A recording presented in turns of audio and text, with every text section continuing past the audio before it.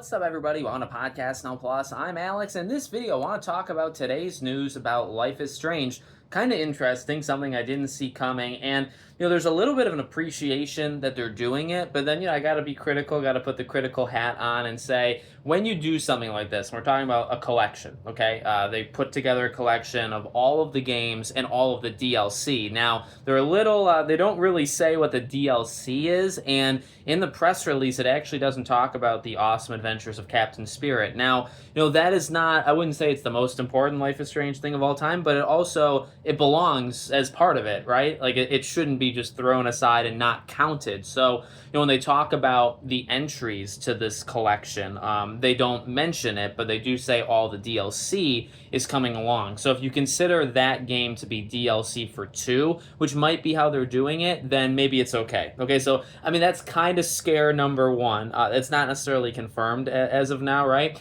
Scare number 2 is, I guess how they're doing it. Again, it is cool that they're doing it, but, when you put everything together, we know Square Enix loves collections. Kingdom Hearts, of course, one of my favorite franchises of all time. I am no stranger to 50 collections where the next collection just has an extra game added, right? Some collections are better than others, whatever. But, for this, they're actually almost doing it backwards because it's all of the main games, right? The 2 newest games, True Colors and Double Exposure, those are both on the disc itself. And it's like, okay, you want that. I'm not saying that's a negative thing whatsoever, but in the press release, it says the older games, right? 1 remastered, 2, etc., etc. Those games are not going to be on the disc. They're actual digital downloads. Now, it's not unheard of that there's digital downloads.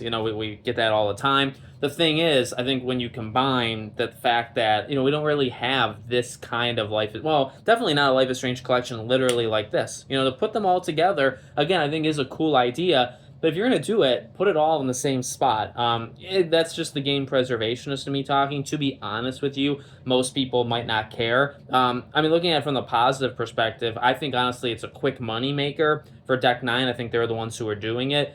Very little time, very little effort, and you can make some money from it. So I do think it's a smart idea. And from new fans, like the games, hate the games, like some of them, hate some of them, which I think some people do that, including myself.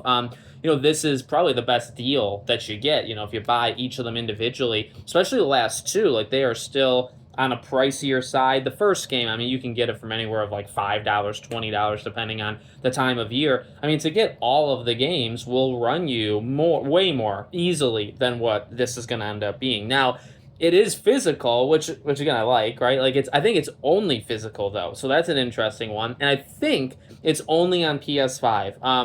It does seem to only be on PS5. That's a weird one. If you're gonna do a collection, get it out to everybody, right, on every platform. But interesting that, I guess again from the gaming preservationist in me, cool that PlayStation maybe leading the chart. Nintendo's really dropping the ball with these virtual game keys or whatever they call them, key cards for Switch 2. They're not doing great. Xbox has quite literally given up when it comes to physical. So, to be honest with you, if this is a physical only thing, which I think it is, it actually makes sense that PlayStation is the only one that's doing it because the other 2, especially Xbox, has no care in the world for something like this anymore. So, I don't know. That just makes me kind of more mad though, right? Because if you're going to do physical, which I appreciate that that's the way you're going, put everything on the disc. Don't have some things on the disc, some things not. We've gotten that. The Switch, I think, did that with the Batman Arkham collection. 2 of them were on the cartridge. 1 of them wasn't. So it's not unheard of, and it's not just a Square Enix issue, but don't contribute to the problem, right? But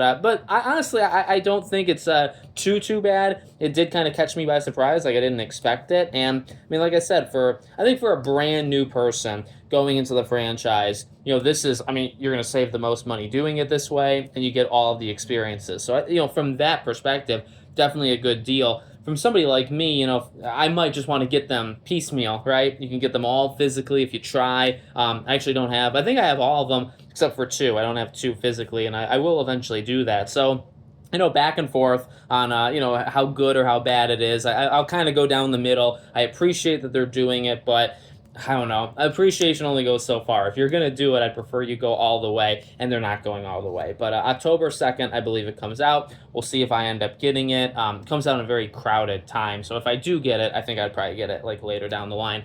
Let me know what you think. Make sure you guys are subscribed to the channel, bell icon turned on, and I hope to see you all on the next one.